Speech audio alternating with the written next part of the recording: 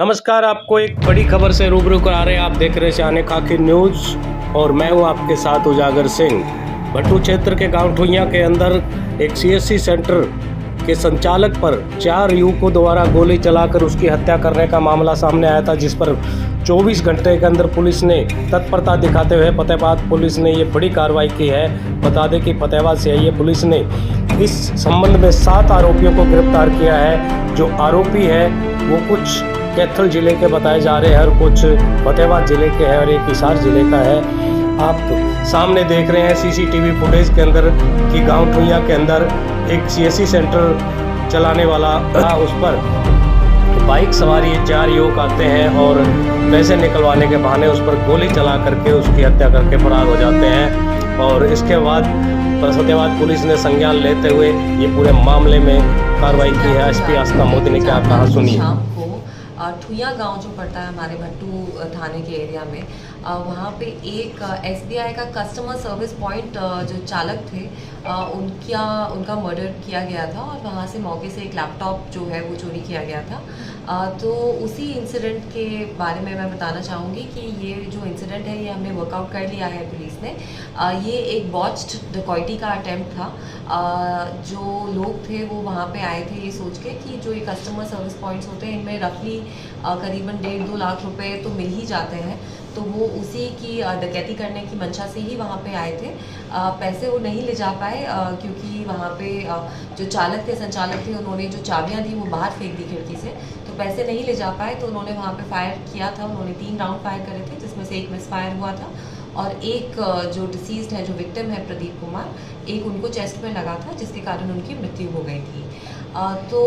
मैं बताना चाहूँगी कि पुलिस ने, फतेहाबाद पुलिस ने, जो सीआईए टीम है, उन्होंने 7 लोग इस मैटर में अरेस्ट कर लिए हैं। 4 व्यक्ति जो थे जो कि एक्चुअल घटना के टाइम जिन्होंने घटना को अंजाम दिया और 3 और लोग जो कंस्पिरेसी में उनके साथ शामिल थे, रेकी करने में, लॉजिस्टिकल सपोर्ट प्रोवाइड करने में।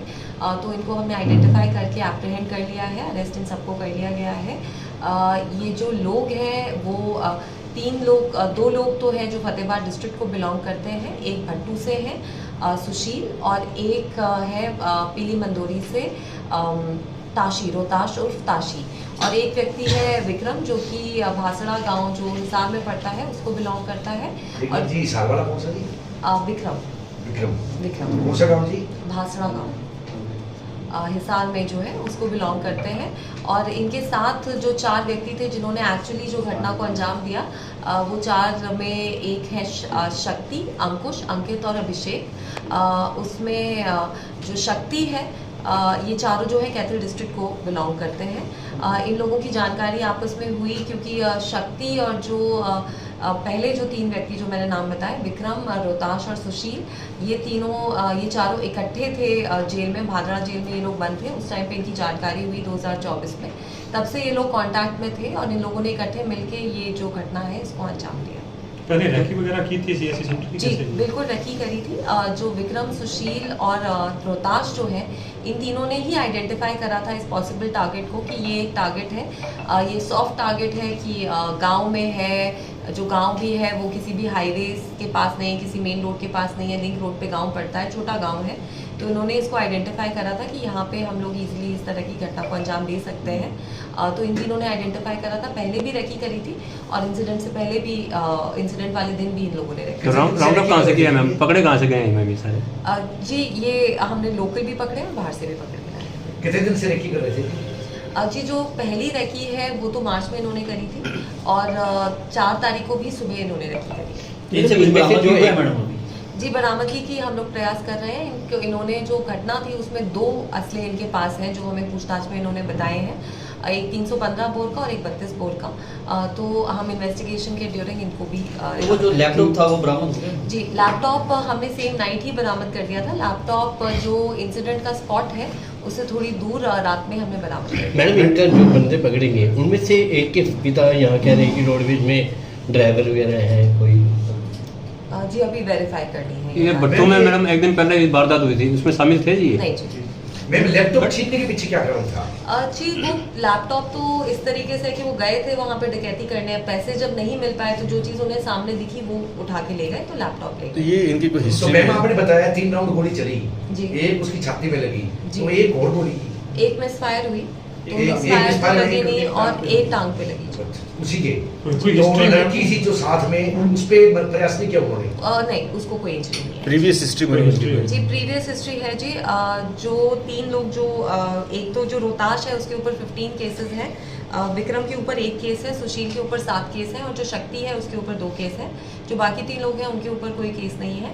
ये केसेस जो है आर्म्स एक्ट के, attempt to murder, hurt, NDPS, इन सेक्शंस के, इनके चोरी के इन सेक्शंस के इनके ऊपर केसेस मैडम ये जितने भी सेक्शन पे लगे हैं, कोई हिनेस क्राइम भी किया हुआ है इन्होंने या कोई? जी अटेम्प्ट टू मर्डर का केस भी है, आर्म्स एक्ट का केस भी है, एनडीपीएस के केस अपने जिले में कोई केस थी हाँ जी, हमारे डिस्ट्रिक्ट के केसेस हैं इनके ऊपर। इनके ऊपर? कितने केस थी अपने जिले के?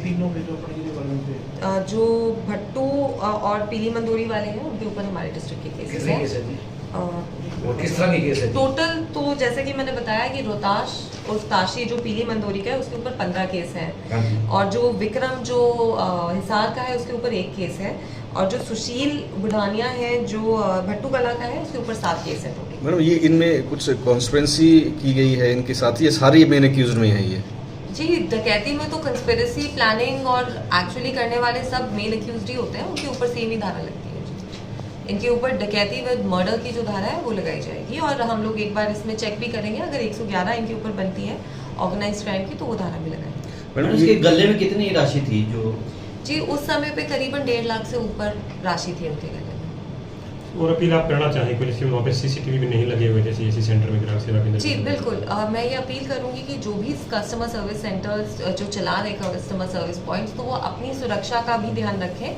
हम लोग भी बैंक से कोऑर्डिनेट करके उनसे रिक्वेस्ट करेंगे कि इनके कॉन्ट्रैक्ट में ये रिक्वायरमेंट डाली जाए कि एटलीस्ट सीसीटीवी कैमरा जो बेसिक सिक्योरिटी फीचर्स हैं वो इनके एंड पे भी हो, क्योंकि कैश का मूवमेंट इनके यहाँ रहता है। साथ ही साथ हम लोग भी उनकी लिस्ट लेके जो अपनी पेट्रोलिंग पॉइंट्स हैं, पेट्रोलिंग रूट्स हैं, उनमें इनको इंक्लूड करेंगे, ताकि इस तरह का जो इंसिडेंट है फिर से ना हो पाए। मैम एक बार बताओ, ये 4